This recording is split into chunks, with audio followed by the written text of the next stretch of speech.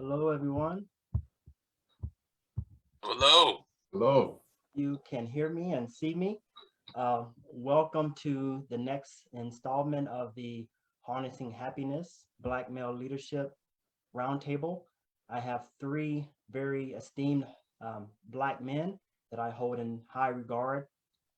Truly am thankful for them to offer their lived experiences and um, their opinions and their critique of this thing we call happiness. Um, for those who don't know me, I am Dr. Eric Charlton. I am the creator of the Harnessing Happiness series, and really am particularly interested in Black men and how we define our happiness. I know we have several different lived experiences, and I like to capture and garner those lived experiences. It adds, something additive to my life, and I know it'll add to others as well. So, with that being said, I want to go around the panel and have each one of you gentlemen introduce yourself. Take about 45 seconds to a minute, and then we'll get right into it. So I'll start with Victor, Mr. Jones. Mhm. Well, hello, everyone. My name is Victor Jones. Um, I currently am the community business liaison, career transition liaison for the Dayton Job Corps Center. I've worked in education for over a decade, and I feel myself, I believe I'm a servant leader. I love giving back. I love giving back to students. Good morning, Dayton Job Corps I Center love it. students. Excuse me, I'm sorry about that. I love, as you can tell, I'm at work. But I love giving back for students, and I love affecting lives, as far as building that career and personal development of students and of just individuals as well. I'm a family man. Family brings me tremendous joy. And also, I am a Christian. Of course, I believe in God, and God has brought me just numerous things in my life, and through knowing Him, has helped me be able to really help others. And so, hopefully, during this discussion, I'll be able to share some insight and share some value for you all. Awesome, awesome. Thank you, Victor. Harris, now you introduce yourself. Great. Thank you. I always like to start with my name, Harris Kojo Glover Tay. It's a mouthful. So Harris, common last name. My mother's from Panama, Central America.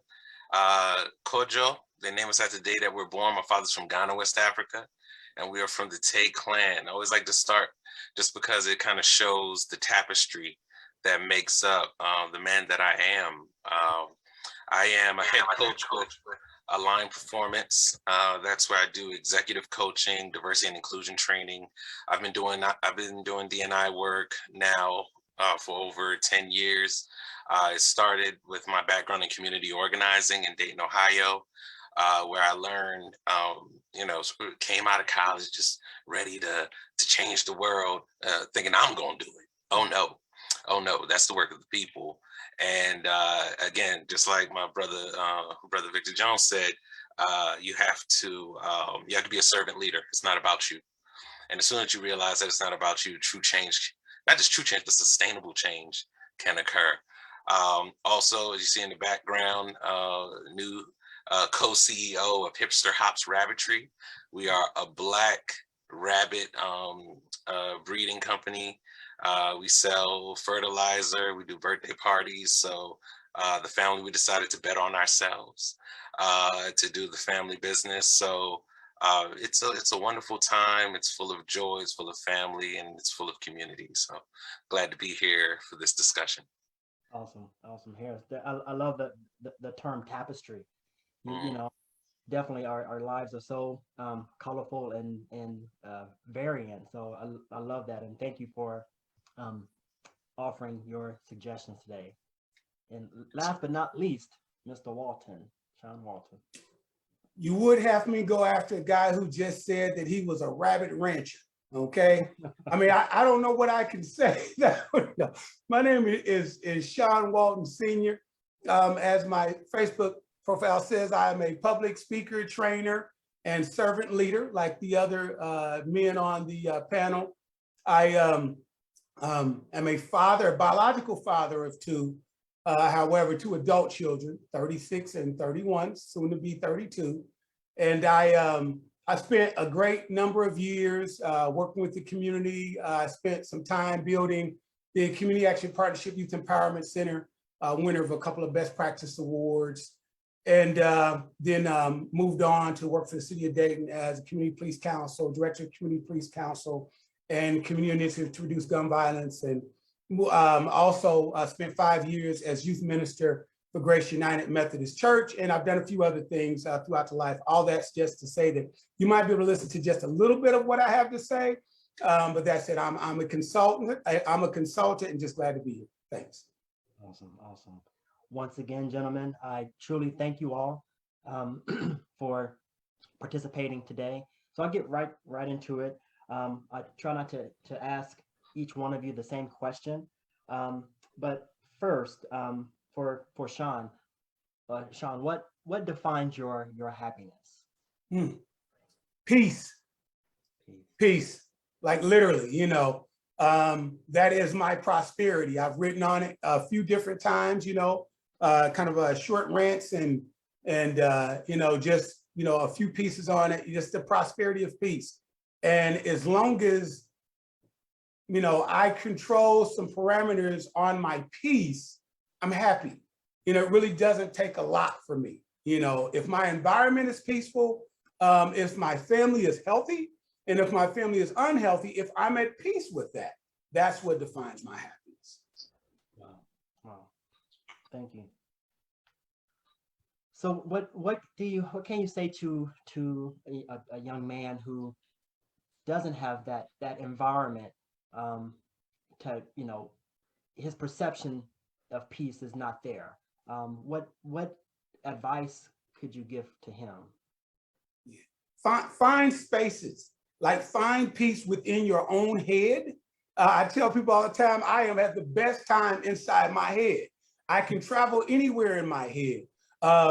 Read, if you're not really hooked on reading, or you know, have some reading deficits, they've got something called audiobooks now, you know? And so find some good audiobooks, explore a little, go places you've never been before, where, you know, where your feet can't travel, your mind can travel. So I say find things that you enjoy, right? All by yourself. Learn to enjoy your own company. I don't care if it's a closet, clear that space out at the bottom of that closet where you can get in and make it be your own space, right? So try to find some physical spaces that you literally set up that make you feel good just being in it. You know, my house is that. Right now it's a storage unit, but this is the peace zone. For a young person, it may be a corner of their room if they share a room with someone else. But one place that we own all the real estate right now is our own head. So my thing is go into your own head, that creative space, and find you a place of peace all by yourself inside your own head. Awesome. Inside your own head. I love it. I love it. Victor, Yes. What has been, or what are some of the elements in your life that helps to support your personal happiness? Of course, you know, and I know you're going to hear this a lot. My relationship with God, me building that foundation has helped me be a better family man. And that comes next. My relationship with God and family. Family gives me tremendous support and happiness. My beautiful wife and two beautiful daughters, they give me that strength to keep on going, and that supportive strength. Of course, being around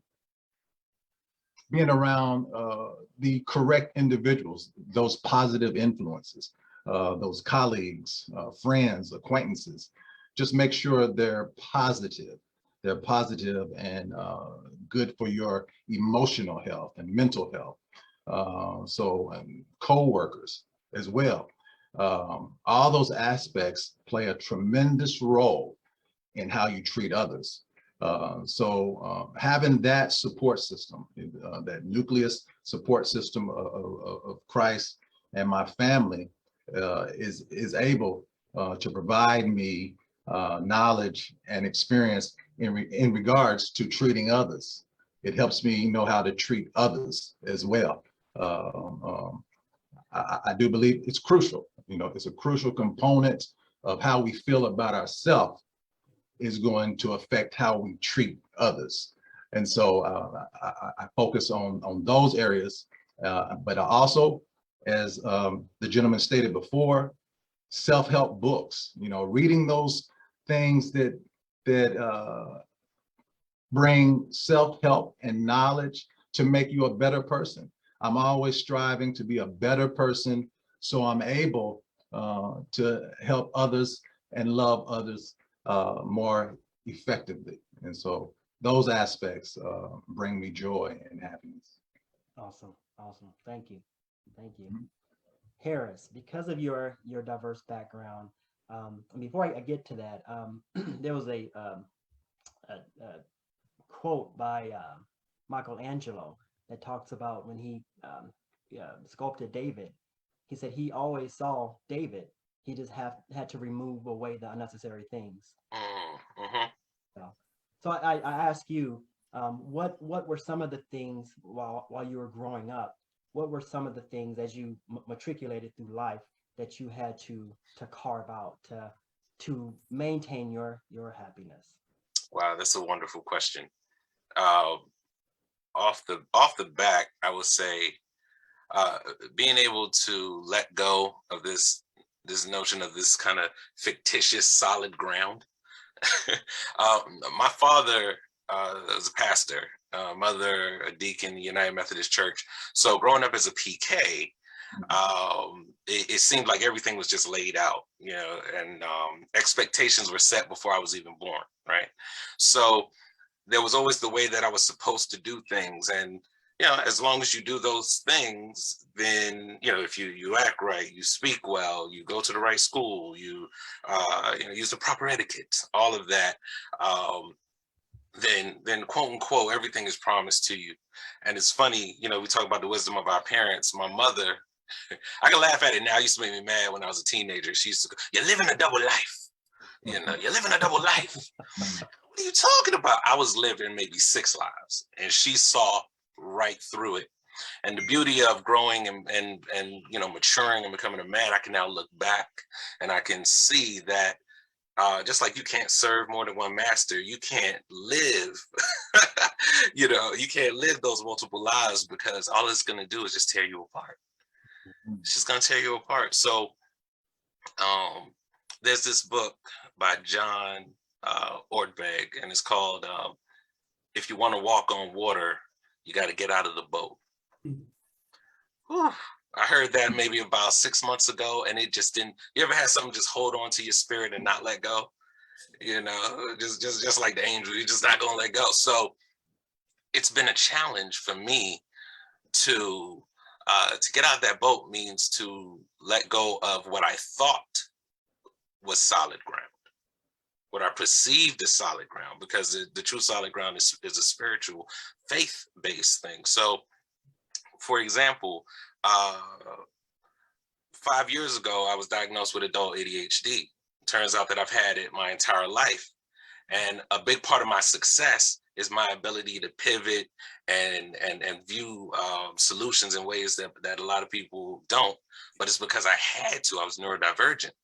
So it gave me an opportunity to forgive myself, because growing up as a Black man, especially as a Black boy, the assumption was that I was stupid, lazy, or crazy. But I knew how to act right. So being able to make that a part of like my coaching style, and specifically now I work with a lot of executives who, and a lot of people still have that shame and guilt, are dealing with neurodiversity, whether it's autism or ADHD, able to help them, especially if they're masking and trying to reveal their true self. So first and foremost, embracing being a neurodivergent executive leader. That's number one. Number two is embracing therapy. It was my therapist, because those are the actions that make our community, the way we treat each other, right? And then how it pays itself forward. So, how does love relate to happiness? It's about truly understanding grace. And I'll add one other piece. I've been thinking a lot about the scripture around the peaceable kingdom. My younger brothers and sisters, they're like, oh, the king, saying king, that's sexist. So the peaceable kingdom is what I'm calling it, right? The peaceable kingdom, because we family, right? There's this notion about the lamb, the wolf laying with the lamb. And I always found that to be kind of, kumbaya, yeah, everything be great when Jesus come back. All right, cool. But the actual divine factor for me is the wolf always has the power. Like, let's not pretend that if the wolf is laying with the lamb, that it's the same agreement between the two, right? So it goes against our human nature to actually choose peace, to actually choose love. And that's the decision part, right? So that lamb has to trust that the wolf won't devour him, and the wolf has to work to say that I'm not going to lean into that quote unquote nature. So I'm going to choose to be different. So when they say happiness is a choice, it's about choosing grace and choosing to be different. It's not like, oh, I'm just going to be toxic happy and just pretend like the pain doesn't exist. No, but I am going to do the work to show grace to others, and just hope that permeates the community. Wow.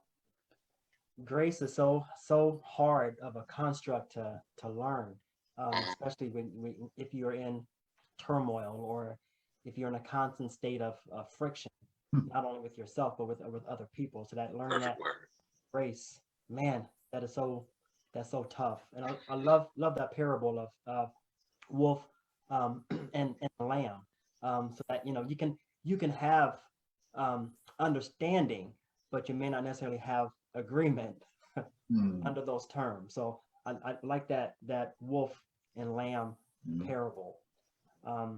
Sean, I definitely respect your walk of life and the things that the man that you are. But were there some things that you have had to forgive in order for your happiness to crystallize? Absolutely. There's some things in myself that I had to forgive. There's some things in my parents that I had to forgive. And there's most of all some things in humanity that I had to forgive. One of the things is we know that we want grace, that sort of thing. It's difficult to give grace. And a lot of that is about our insecurity. And sometimes we even have to forgive ourselves for being insecure. We'll fuss at ourselves about things that we're trying to work on. Dang, quit being so insecure. So one of those things is kind of forgive also things that other people put on me, like things that were perhaps positive, but I internalize them as negatives based upon what other people said. So like I tell, just live long enough. Most of that stuff that people are, less than 1% of the people in the world own the wealth. Now, we're not going to talk about all the trickery and all of that. But I mean, when I say even the prosperity, and for me, the prosperity is peace. There are 99% of the people who are running in one particular direction and, true blue sheep, they're just going with everything. It's that less than 1%, it's that standout that achieves the actual prosperity. And so if we can forgive ourselves for the things that we think are imperfections now, but be realistic, because not everybody's hating.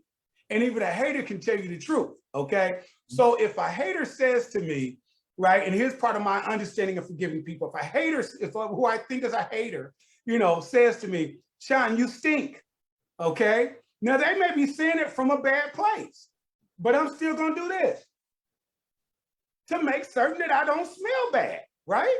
Now, you know, a friend can say the exact same thing. So part of that forgiveness keeps me in a constant place of returning to peace. Like Brother Victor said, you know, it's something you work on. All this is something that you work on. When I was less secure and more unforgiving, folks may have developed a new level of respect for me because I didn't raise hell, but I certainly would throw some hot water on it to put it out, right? So I was very unforgiving in that particular way because I was still worried about folks trying to take advantage of me because I have also a very nice side, right? So once I realized that, man, that forgiveness and forgiving the humanity in people, because we are all human, that forgiveness has led to major love for myself. I'm good with how I am. I'm not perfect. You know, I got things that I need to work on, but I forgave myself. Listening to my parents' stories, any pent up sorrow that I had for them, things they did not do. I didn't have to forgive them. It actually moved. Once I heard their story, I moved past forgiveness to flat out empathy. Like, man, thank you for not putting us in trash cans because you had the worst, you got dealt a hand that's just amazing. So part of forgiveness is knowing your own story, right? Being able to retell your own story to yourself, knowing the people around you's story whenever possible. Ask people questions and listen. It helps you forgive them. It helps you understand them, right? Right. And also knowing the story of Black people, because oftentimes we can be very hard on one another. So we have to continue to retell our story to ourselves so that we're not making excuses, but we are making understandings that we are not just somehow genetically defective, quite honestly, just factually and statistically speaking, we're quite gifted. And historically speaking, we are quite extraordinary, as a matter of fact, right? But we have to continue to tell our own story so that we can forgive some of those things that we see on the outside exterior right now, some of those behaviors we see, so that we can get to that, you know, real love and confidence. So hopefully all that mixed in, that little gumbo I gave y'all, brings you back to, you know, that's where that forgiveness, the forgiveness is a whole body for me. It's me, the people around me, and the world around me whenever possible. Awesome, awesome. I want to drop the mic right there, but you know, you said so much in terms of and I call it holding on to forgiveness. You know, you have to hang on to it because the things in nature, that we encounter will definitely make us act out in ways that will take us back to our old self. You talked about retelling the story so you can sort of recall the hurt. Empathize, you know, so you can learn how to empathize with someone, putting yourself in someone else's shoes, and that's learning our history as Black men and committing yourself. And I just think that for us as Black men, we need to cling to those principles and hang on to them, because you know it's easy to let go. It's easy to give up. It's easy to say, you know what, only I'm going through this, even though we have a shared history. And I love that. Dr. Martin Luther King says, forgiveness means a willingness to go any length to restore a broken relationship. And you know, as you all can attest, as Black men, as Black people, we have a lot of broken relationships. The most important broken relationship sometimes is with us. You know, and we get in our own way. We're in a perpetual abusive relationship with ourselves. So that in itself is not a good thing. But I'll be quiet there.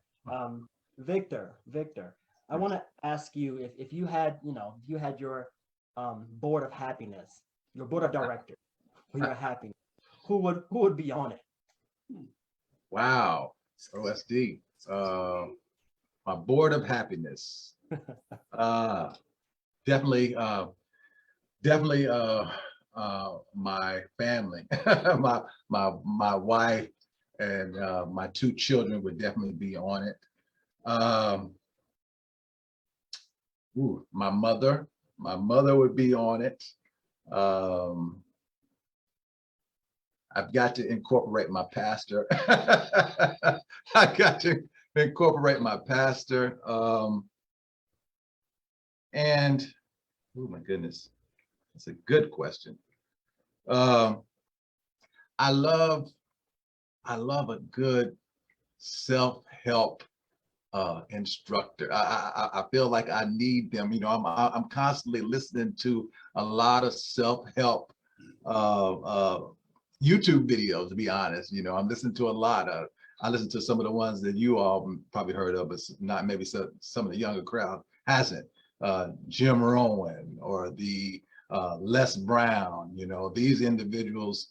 I love positive. I love to be around positivity, and I love leadership, and I love motivation. And so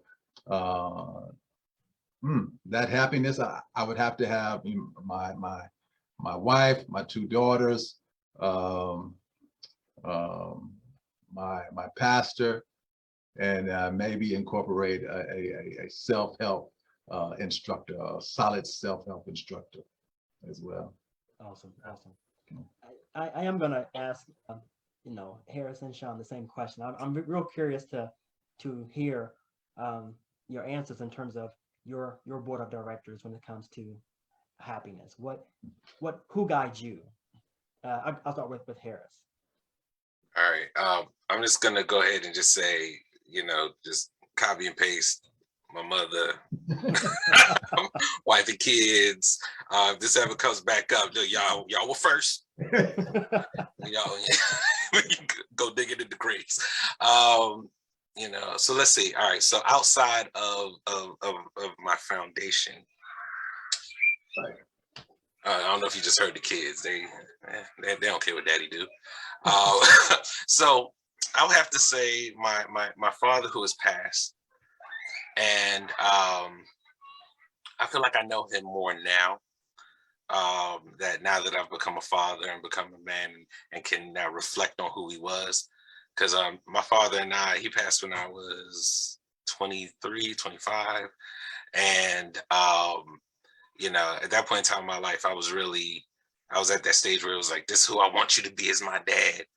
And the older I get now, it's about, oh, this is the man you were. And I see now traits in the decisions that I'm making and understanding him better. So that kind of, and again, now I'm going to get into, you know, kind of our African mythology, knowing that our ancestors are there, knowing that a lot of their experiences on this plane isn't who they were spiritually. You know how they say never talk evil of the dead. There's something about their greater self that rests within my spirit that I know is a part of my pantheon, for me to not just to be happy, but to live into everything that I can be for myself and for my family. Also, so I got deep real quick. You know, all of Wakanda, they got my back. And then I would say my therapist. My therapist, I've had a therapist now for 7 years.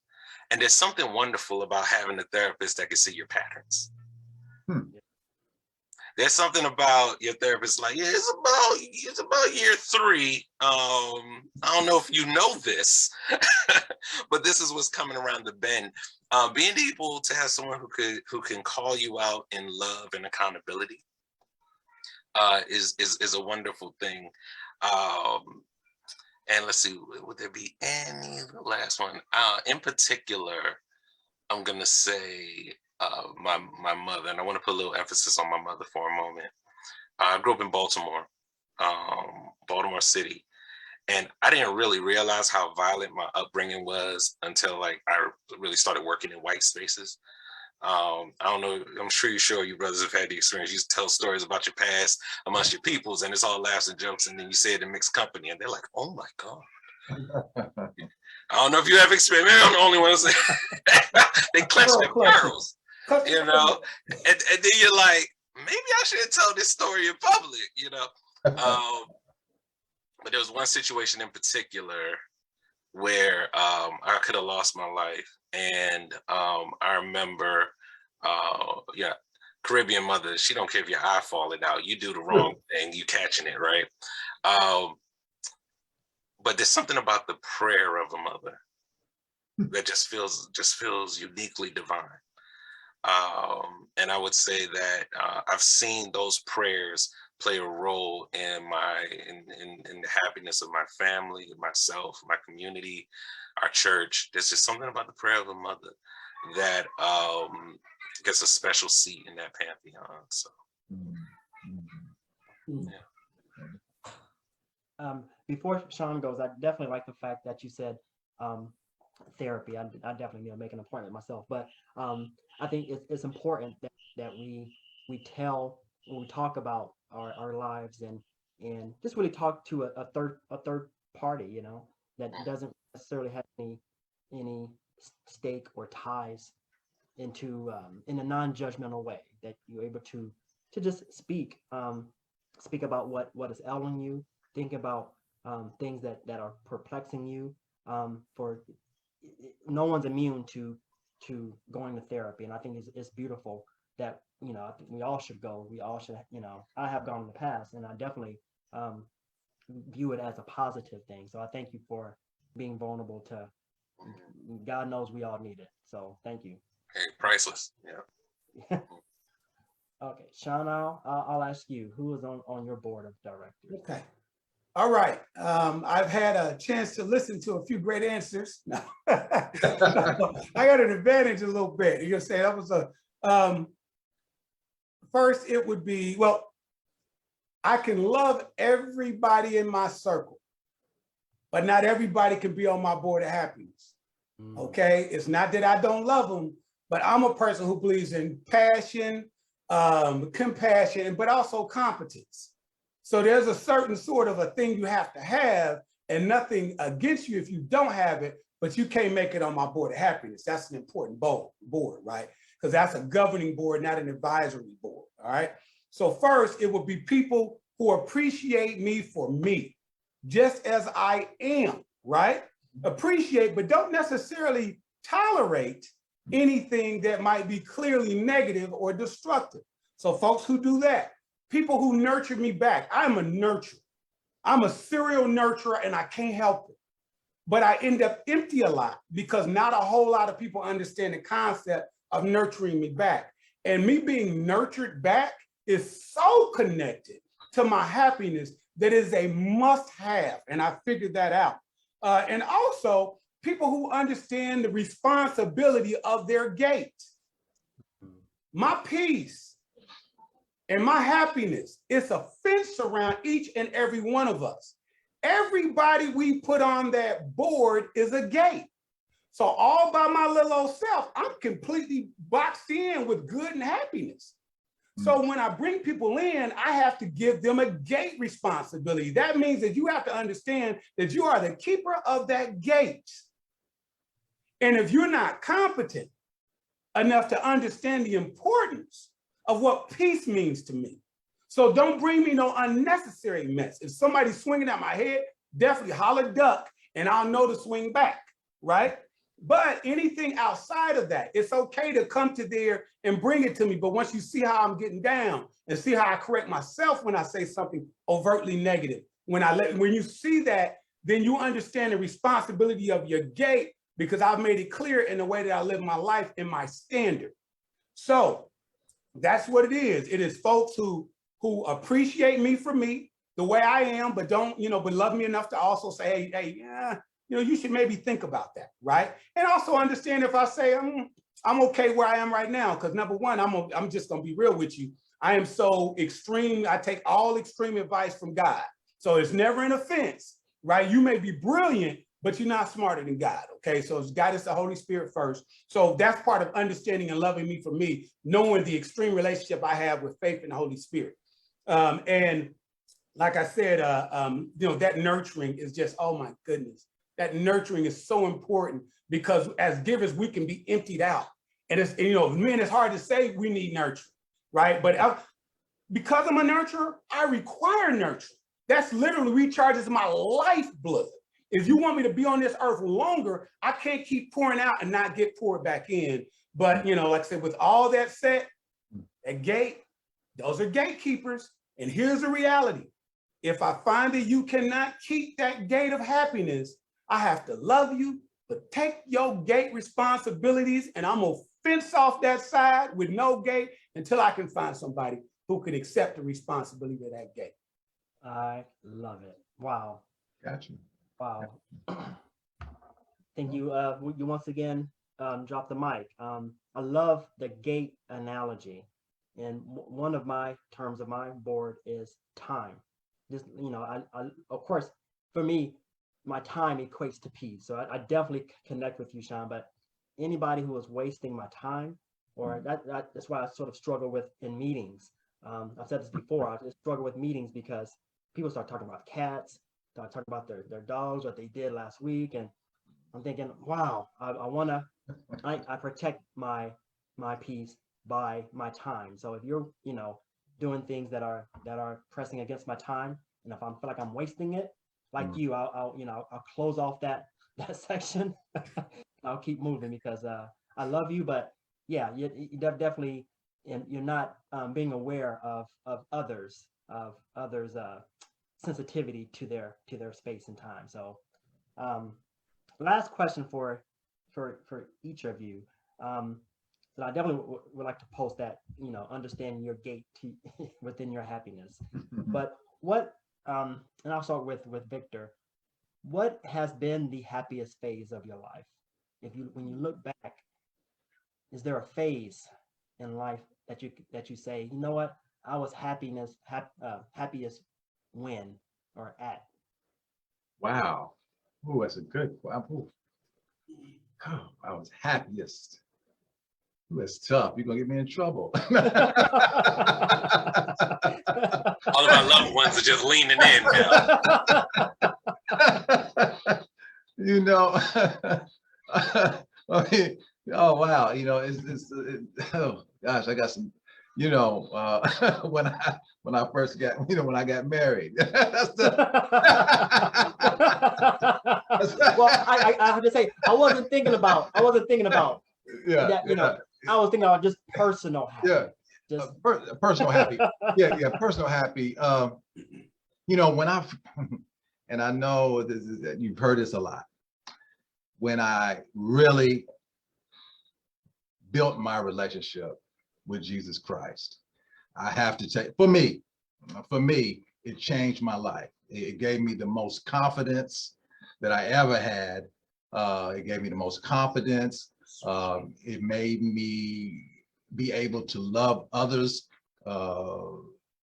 in a tremendous way, to have certain forgiveness, the forgiveness because forgive them, Father, for they know not what they do. You know, all those things, you know, once I built my relationship with Jesus Christ, that really changed my life. It made me have more patience with people, patience and understanding, more self-love, which assisted me in loving others in a big time way and helping others in a big time way.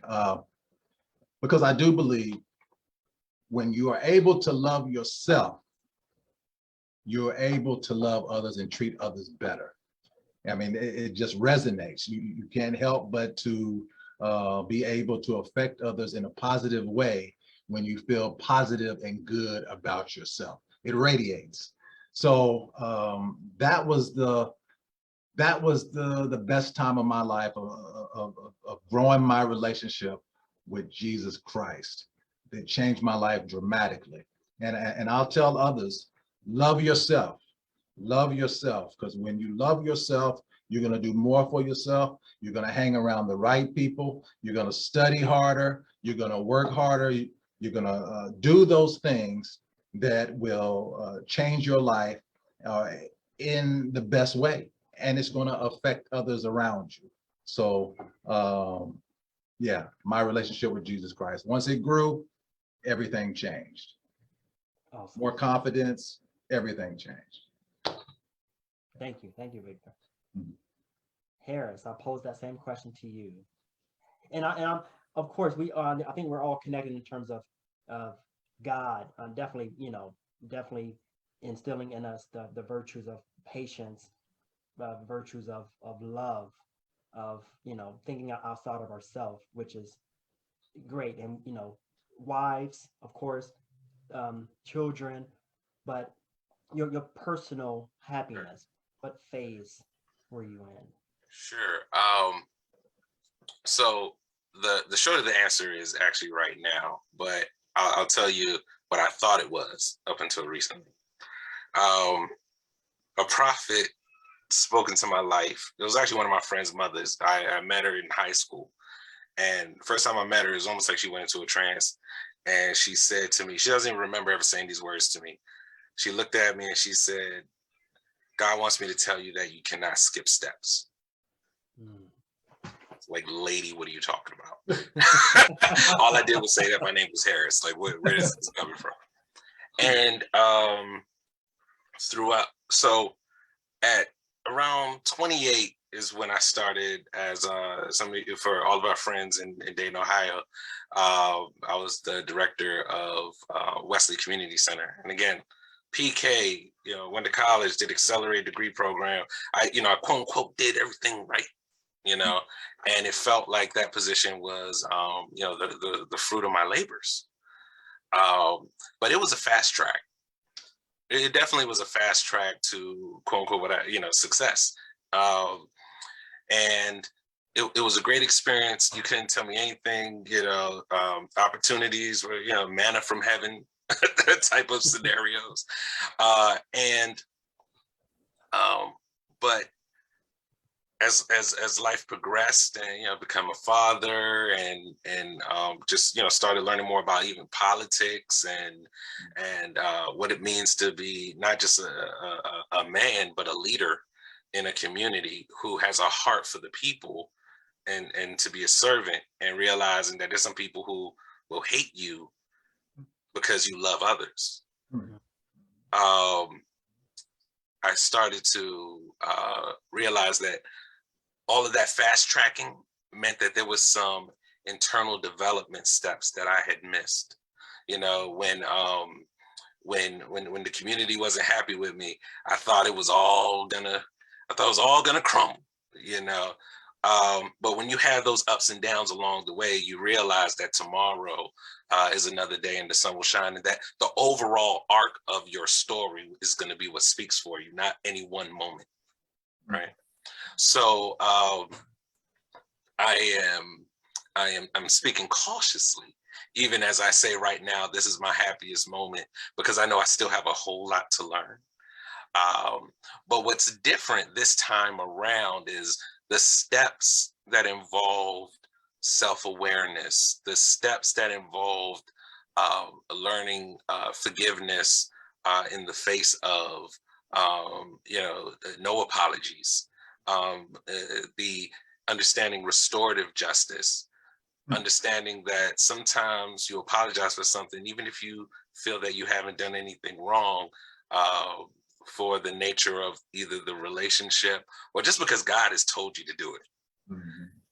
Because sometimes the way things play out, somebody will come back to you and say, you know what, that was completely different from what I felt it was at that time. And the change had nothing to do with me. So this is a season of acceptance. This is a season of very little ego. This is a season of gratitude. Just saying thank you, God, and really meaning it, not like, thank you for giving me what I deserve. No, thank you because I didn't have to be here. Right. Thank you for being in this spiritual place of joy, even in the midst of turmoil. That's a blessing in and of itself. So right now, in contrast, I would say is the happiest time of my life. Wow. Very good. Eloquently said, Harris. I know we're running out of time, but I definitely want to allow Sean to close us out in terms of posing the same question. Okay. Right now, and I have to say that nothing against some of the things in the past, but right now, and those right nows happen, they go in and out, right? It's kind of ebbs and flows, a couple seconds from now, I may have a bad experience, but I don't stay there. So it's usually for me the right now. If you ask me that 10 minutes from now, give me a second, it's going to be back from the right now because I am at peace, not complacent, but I'm at peace. I am probably in the worst position that I have in many areas of my life that I've ever been in, ever. And I mean that, but I'm at peace with it, not complacent. So I'm doing the things I can to change the things, but I'm at peace, right? And I experience concern, but seldom fear. I don't even fear like death of natural causes at this point. I just don't want to die by fool, FOOL, fire, flood, high fall, and snake bite, right? Outside of that, I mean, whatever it is, I'll roll with it. So, just that, and it was a journey. So I'm not bragging about how good it was a journey, man. If folks only knew, man, if they only knew, but if I could give some of this to you, I would give it to you. And a lot of that really came from me because I don't get real complex. Like, my thing literally is my relationship with God, and I say that to people not to beat them with it, not to cut them with it like a sword, but you got to realize God is not only a sword in defense, but God is also a shield. So I keep saying that so folks will know if you just can't find something, get you a concept greater than you. Because if you can only depend on you in the flesh, come on, you behind closed doors and you know everybody around you. So you got to find something greater to you because if I'm the best I can do, wow, I'm in trouble. So everything people see that's good in me, I tell them you got to give that to God because I go by one general thing. We'll go Mark 12:30 real quick. When the teacher asked Jesus, right, what is the greatest commandment? What is the greatest law? And Jesus answered is this: Hear, O Israel, the Lord our God, the Lord is one. Love the Lord with all your heart and with all your soul and all your mind and with all your strength. The second, this: love your neighbor as yourself. There is no greater commandment than these. So the teacher asked which one, but Jesus gave it back in twins, conjoined twins, formerly known as Siamese twins. So you can't separate the one and have the other. So first off, what we missing that, we stay stuck on love thy neighbor. What I had to work with is love as thyself. Because if I don't love me, I can't love my neighbor. It's impossible, right? And if I can't love my neighbor, I can't love God. So that for me is, that's that whole thing in a nutshell. And that's why it's always the right now, not constantly. So I'm not constantly happy. But man, I get a redo every time my chest rises and falls. Amen. Amen. Good, very good. Victor, Harris, and Sean, it has been a wonderful, beautiful time listening to all three of you. I hope that people that are listening have learned something. And it's not just for Black men, but I know our connectivity speaks to us as Black men. But I know there's a lot of nuggets that all three of you guys have said that people have resonated with. So until next time, you guys are beautiful, wonderful, insightful Black men, and I am truly humbled. I'm always humbled by listening to others speak their truth. So I thank you all, and until next time. Till next time. Same to you, brother. Take Love care. you, brothers. Thanks, everyone. Take good care of yourself. Most definitely. Thank you all. Thank you, Dr. Charlton. Thank you, Dr. Charlton.